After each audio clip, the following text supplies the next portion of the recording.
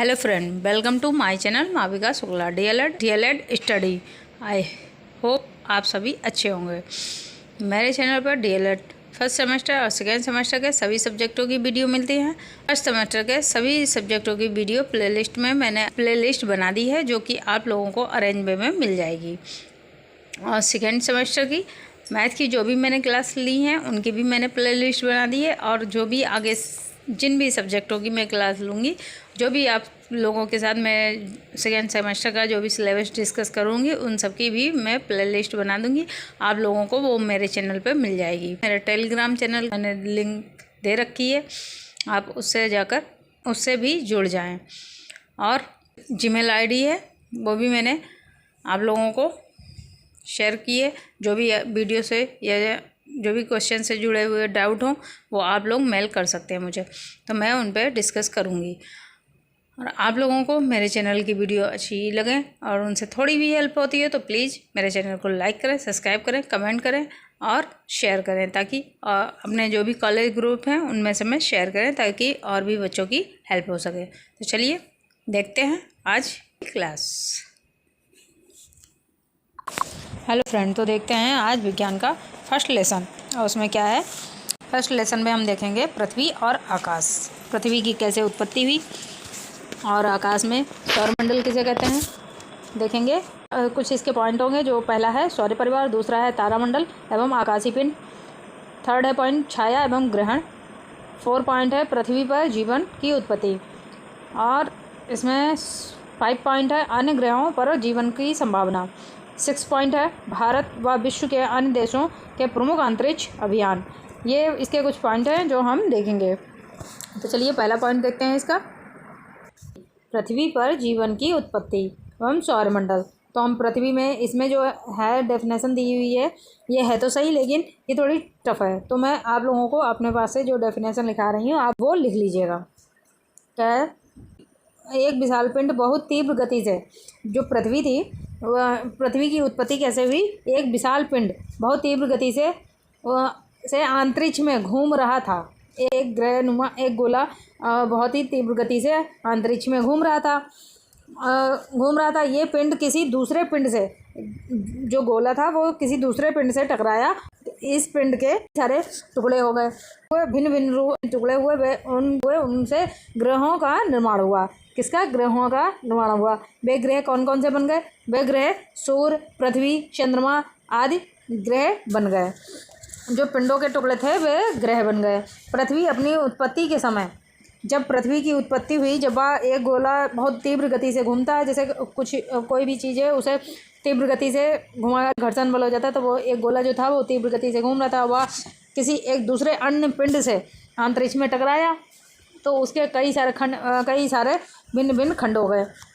जो भिन्न भिन्न खंड हो गए तो उससे हुआ क्या, उससे ये हुआ कि बहुत सारे ग्रह उत्पन्न, जो ये हमारे अंतरिक्ष में जो ग्रह हैं वो उसी से निर्माण हुए, उन्हीं से उन ग्रहों का निर्माण हो गया। और जो पृथ्वी थी, पृथ्वी की अपनी उत्पत्ति के समय अत्यधिक गर्म थी, बहुत ही गर्म थी, लचीली और गर्म थी, लचीली और आग के गोले जैसी थी, बहुत ही गर्म। आग में लोहा गरम करो तो वो एकदम लाल लाल लाल लाल होता, वैसे ही बहुत गर्म और गोले की जैसी हो गई।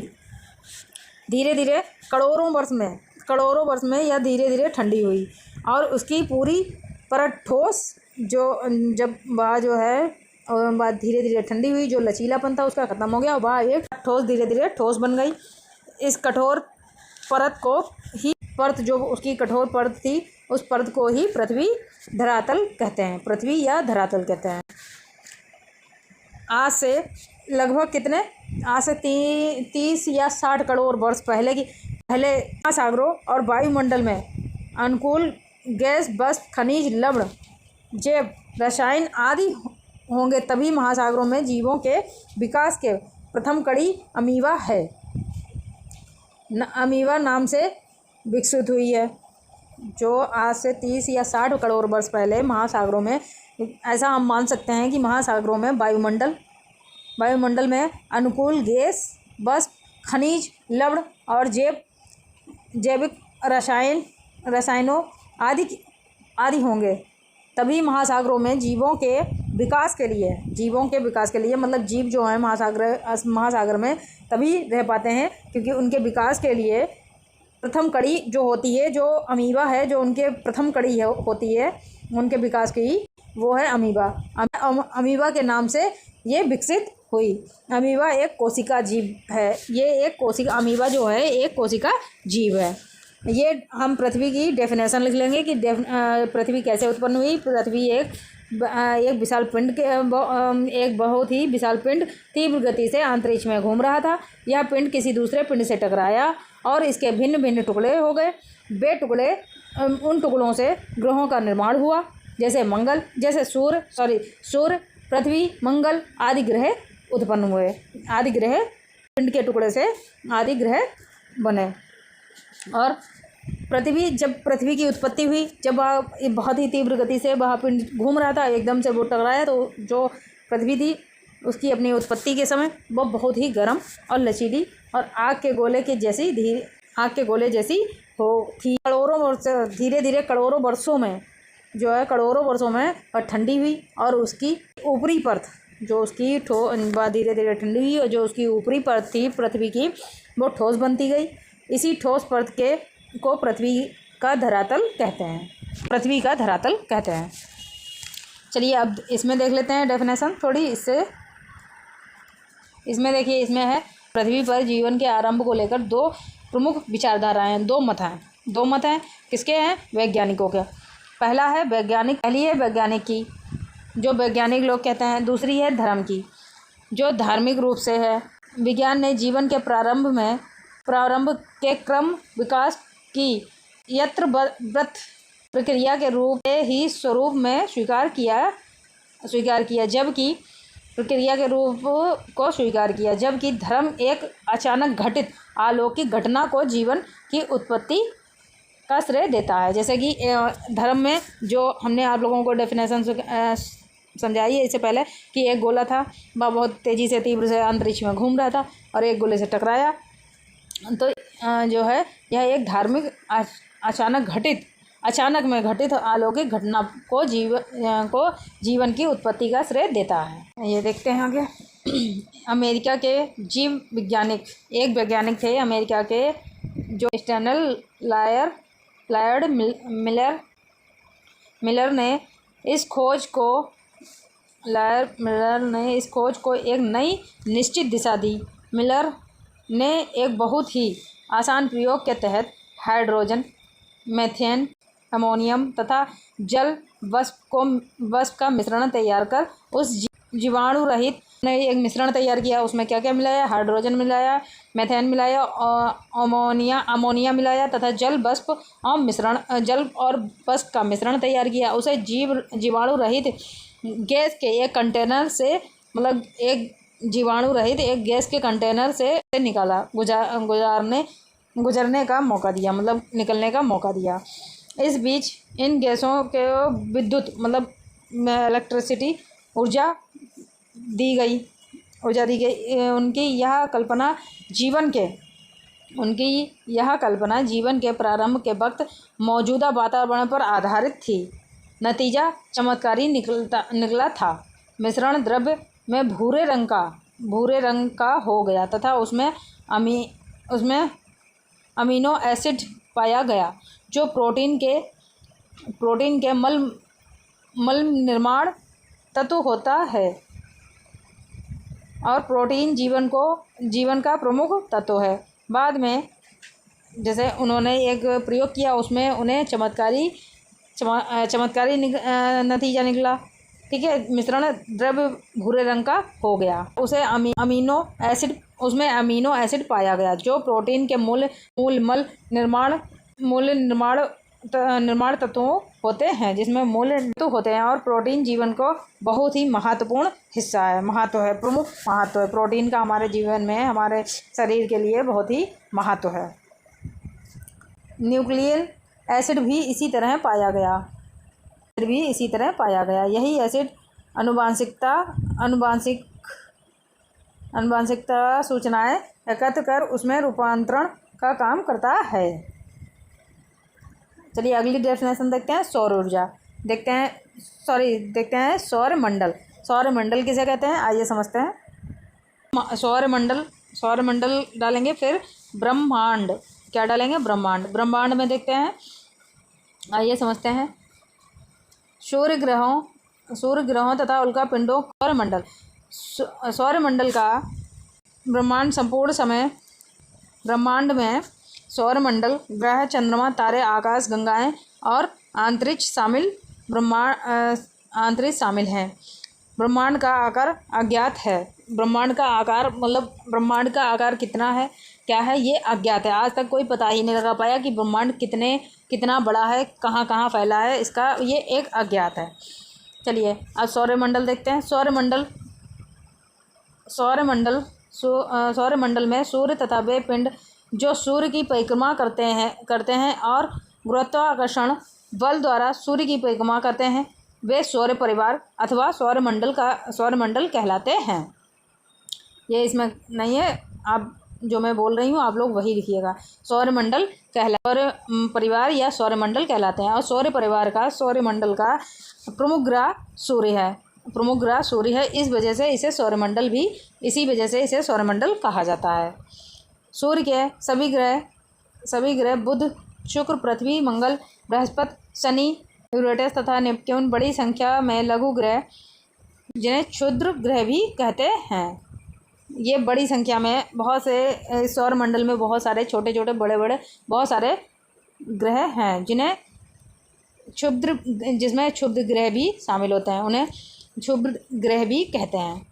और है सौरमंडल में प्राकृतिक रूप से पाया जाता है। सौरमंडल जो मंडल में प्राकृतिक रूप से जो भी पाया जाता है, यानी जिसकी रचना मनुष्य ने नहीं की है, इसमें तारे, ग्रह, प्राकृतिक उपग्रह और सूर्य के चारों ओर, जैसे सूर्य है, ये एक सूर्य है, जैसे ये सूर्य है, इसमें ये सूर्य है और इसके चारों ओर चक्कर लगाने वाले विभिन्न ग्रहों, जैसे ये चारों ओर इसके जो चक्कर लगा रहे हैं, ये विभिन्न ग्रह हैं।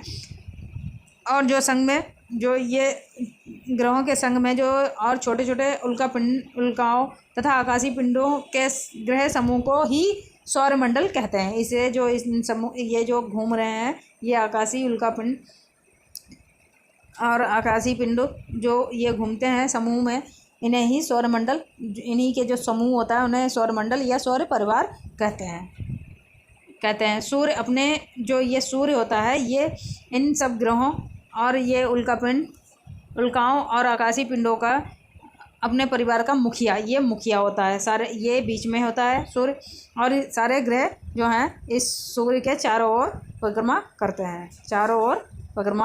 हैं। सूर्य है ये अपने परिवार का मुखिया है, ये अपने परिवार का मुखिया होता है, इसीलिए इसे सौरमंडल कहा जाता है। सूर्य जो है अपने प्रकाश से, सूर्य में इतना प्रकाश है कि ये अपने प्रकाश से सभी अपने जो भी अपने परिवार के जो भी ग्रह, जो भी सदस्य हैं, उन सबको अपने प्रकाश से प्रकाशित उष्मा प्रदान करता है। अपने ही प्रकाश से इन सारे ग्रहों को, इन उल्काओं को और आकाशीय पिंडों को ऊर्जा प्रदान करता है, उष्मा प्रदान करता है। सूर्य के मुखिया होने के कारण ही इसे सौरमंडल या परिवार कहते हैं, सौर परिवार कहते हैं। सूर्य मंडल में जो सबसे प्रधान व सबसे बड़ा सदस्य है, सूर्य ही सौरमंडल में सबसे प्रधान और सबसे बड़ा और सबसे प्रधान ग्रह होता है। ये हमारी सूर्य जो है हमारी पृथ्वी ये है अर्थ, मतलब ये है पृथ्वी, यहाँ पे देखिए ये है पृथ्वी, ठीक है, ये पृथ्वी है। इससे लगभग यहाँ पे देखिए कितना कम दिखाई पड़ रहा है, यहाँ पे लगभग 10 लाख गुना बड़ा है। सूर्य जो है एक पृथ्वी से, हमारी पृथ्वी से लगभग 10 लाख गुना बड़ा है। और यह गर्म गैस से बना है, यह गर्म गैस से, सूर्य जो है वह गर्म गैस से बना हुआ है। सूर्य का गुरुत्वाकर्षण बल सूर्य से सौरमंडल के सदस्यों को बांधे रहता है। इसका जो गुरुत्वाकर्षण बल है वो गुरुत्वाकर्षण बल है जो सौरमंडल के सभी सदस्यों को बांधे रहता है। सौरमंडल के सूर्य प्रकाश में ऊष्मा का एकमात्र स्रोत है। सौरमंडल में जो ऊष्मा का एकमात्र स्रोत है कौन है? सूर्य। सूर्य से ही सारी उल्काओं को, ग्रहों को और जो भी आकाशीय पिंड है उन सबको ऊष्मा मिलती है। किससे मिलती है? सूर्य से मिलती है। सूर्य से ही सारी ऊष्मा, सारे ग्रहों को, उल्काओं को और पिंडों को ऊष्मा मिलती है। और सूर्य के सबसे नज़दीक ग्रह कौन सा है? सूर्य के सबसे नज़दीक ग्रह मरकरी है। कौन सा है? मरकरी। फिर है वीनस। सबसे पहले है मरकरी। मरकरी मीन्स बुध। फिर है वीनस। वीनस शुक्र है। फिर है अर्थ हमारी, जैसे जिसे हम पृथ्वी कहते हैं, हमारी पृथ्वी। तो सूर्य के सबसे नज़दीक ग्रह है बुध। और फिर है सेकेंड नंबर पे आता है वीनस यानी कि शुक्र। थर्ड पे है पृथ्वी। 4 पे है मार्स यानी मंगल। 5 पे है जुपिटर यानी कि बृहस्पति। जुपिटर है 5वें नंबर पर। और फिर है शनि ग्रह। और फिर आता है 6 पे है शनि। फिर आता है अरुण ग्रह, जिसे कहते हैं अरुण, जिसे कहते हैं यूरेनस, और सबसे लास्ट में ग्रह कौन सा आता है? सूर्य के सबसे लास्ट में ग्रह है जो कि सबसे सूर्य से अत्यधिक दूर होता है, वह है नेपच्यून। वह ग्रह कौन सा है? वह ग्रह है नेपच्यून। यहाँ देखिए, यह है सूर्य के निकट 4 ग्रह। सूर्य के सबसे निकट सूर्य के निकट 4 ग्रह हैं। वे कौन कौन से हैं? बुध है, शुक्र है, पृथ्वी है, मंगल है, कहते हैं, जो कि सूर्य के बहुत ही पास हैं। तो ये पार्थिव ग्रह कहलाते हैं क्योंकि इनकी संरचना पृथ्वी के ही समान है। इनकी संरचना इनकी कहते हैं रूपरेखा जो है वो पृथ्वी के समान ही है। इन ग्रहों के लक्षण हैं पतली परत लोहे तथा मैग्नीशियम में प्रचुर पावर तथा पिछली धातुओं का क्रोड़, प्रचुर प्रभार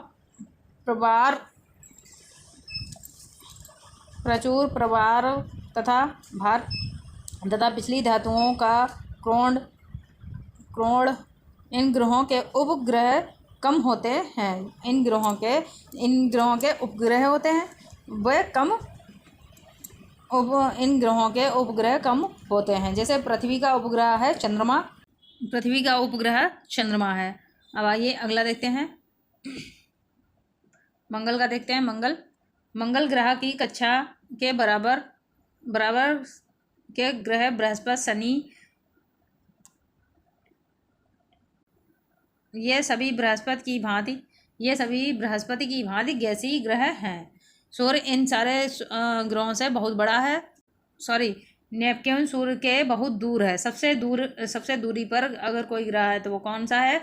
सूर्य से सबसे दूरी पर ग्रह नेपच्यून है, जिसे हम वरुण ग्रह कहते हैं, जिसे हिंदी में वरुण ग्रह कहा जाता है। वह सूर्य से सबसे अधिक दूरी पर है। ये सभी ग्रह बृहस्पति की भांति गैसीय ग्रह हैं। इन ग्रहों की कड़ी संख्याओं में उपग्रह होते हैं। इन ग्रहों की बड़ी संख्याओं में उपग्रह होते हैं। जैसे बृहस्पति के 12 उपग्रह हैं, शनि के 10 हैं, यूरेनस के 5 उपग्रह हैं और नेपच्यून के 2 उपग्रह हैं। किसके? बृहस्पति के 12 उपग्रह हैं, शनि के 10 उपग्रह हैं और यूरेनस के 5 उपग्रह हैं और नेपच्यून के 2 उपग्रह हैं। मंगल और बृहस्पति के ग्रह के बीच स्थान में छोटे छोटे पिंड होते हैं। इन्हें क्षुद्र ग्रह कहते हैं। सन 2006 में अंतर्राष्ट्रीय खगोलिक संघ की बैठक में खगोलीय विद्वानों ने प्लूटो एक ग्रह था, पहले हमारे अंतरिक्ष में 9 ग्रह थे, प्लूटो को मिला के प्लूटो को ग्रह की श्रेणी से निकाल दिया। इसे ग्रह की श्रेणी से निकाल दिया और इसे एक श्रेणी में न रखने का फैसला किया। इस प्रकार सौरमंडल में मुख्य हिस्से हैं। अब सौरमंडल के मुख्य हिस्से कौन कौन से ग्रह रह गए हैं? पहला है बुध, दूसरा है शुक्र, तीसरा है पृथ्वी, चौथा है मंगल। ये स्थायी ग्रह हैं अथवा पार्थिव ग्रह हैं। ये जो ग्रह हैं ये एक स्थायी ग्रह हैं। ये स्थायी ग्रह हैं। कौन कौन से हैं? बुध है, शुक्र है, पृथ्वी है, मंगल है। और गैसीय ग्रह, क्षुद्र ग्रह, ब्लेड, विशाल गैसीय ग्रह कौन कौन से हैं? विशाल गैसीय ग्रह देख लेते हैं। वे हैं, पहला है बृहस्पति जिसे जुपिटर कहते हैं, फिर है शनि, फिर है यूरेनस और 4 है नेपच्यून। देखते हैं जो कि बौने ग्रह कहे जाते हैं, उन्हें देखते हैं वो कौन कौन से हैं। एक है, पहला है प्लूटो, फिर है होमिया है, और थर्ड है मैक और लघु अवधि धूम्रकेतु। जो धूम्रकेतु होते हैं वे भी इसी में आते हैं। हमारा सौरमंडल एक गैलेक्सी मंदाकिनी का भाग है। इसे आकाश गंगा भी कहते हैं। जो सौरमंडल होता है उसमें एक मंदाकिनी क्या होता है? जो छोटे छोटे ग्रहों का समूह जो होता है उसे मंदाकिनी कहते हैं या आकाशीय गंगा भी कहते हैं। इस आकाश गंगा का व्यास होता है, कितना होता है? 1,00,000 प्रकाश वर्ष के बराबर है। इस आकाश गंगा में लगभग 100 अरब तारे होते हैं। कितने? 100 अरब तारे होते हैं। 100 अरब तारे हैं और सूर्य इन तारे हैं, और सूर्य इस आकाश गंगा के एक सिरे पर स्थित है। सूर्य भी आकाश गंगा में एक तारा ही है। सूर्य भी आकाश गंगा में एक तारे के समान है, तारा ही है। तारे जो होते हैं वो अपनी ऊर्जा का उत्पन्न स्वयं करते हैं। तारे जो हैं अपनी ऊर्जा को स्वयं उत्पन्न करते हैं, जबकि ग्रह ऐसा नहीं करते हैं। सूर्य अत्यधिक तप गैसों वाला गोला है। सूर्य अत्यधिक गर्म और गैसों का गोला है। सूर्य के 4 प्रोटॉन है। हाइड्रोजन के परमाणु के नाभिक जिन्हें कहा जाता है हाइड्रोजन के परमाणु के नाभिक। होलियम का एक नाभिक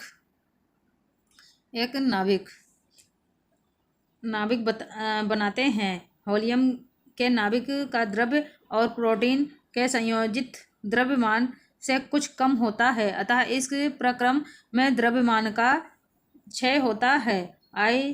ICT के समीकरण E बराबर mc2 के अनुसार द्रव्यमान का लक्ष्य होता है। E ऊर्जा उत्पन्न होती है, लक्ष्य होता है तब E होता है। E से ऊर्जा उत्पन्न होती है, जहाँ C प्रकाश की चाल है। अधिकांश तारों में ऊर्जा उत्पन्न नाभिकीय संलयन अभिक्रिया द्वारा होती है। जब संलयन की क्रिया समाप्त हो जाती है तो तारों की मृत्यु हो जाती है, तभी तारों में अपनी प्रकाश तथा गर्मी होती है। हेडिंग है तारा एवं आकाशीय पिंड। दूसरी हेडिंग है तारा एवं आकाशीय पिंड। तो हम देखते हैं तारा तथा आकाशीय पिंड किसे कहते हैं। तो ये समझते हैं।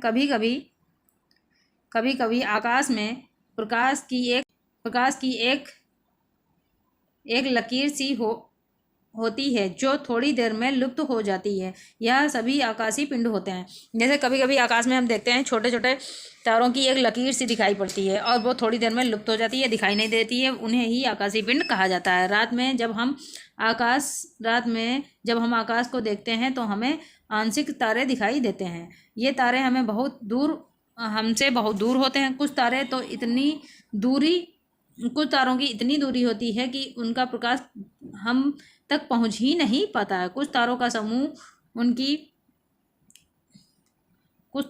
समूह उनकी विशेष आकृति के कारण जाना जाता है, जैसे सप्तऋषि